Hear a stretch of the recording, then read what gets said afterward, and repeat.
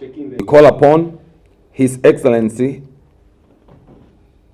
Dr. William Ruto and Deputy President His Excellency Rigathi Gachagua to end the bickering between their supporters as it is threatening to split the country.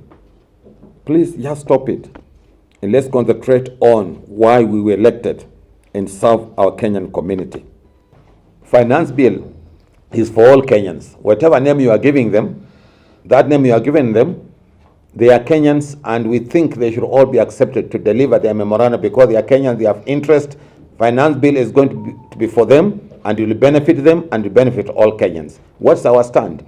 Every Kenyan is allowed to present his memorandum on that, his argument, his thought line, so that it can be received and look at it and agree that this is our finance bill, not a different country finance bill.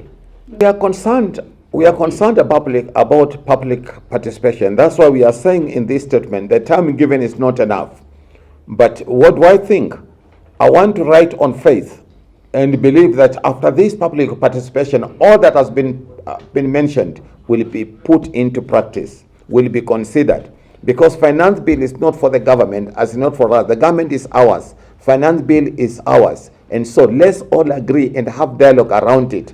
Let nobody think that it's going to push left and right because it is for all of us.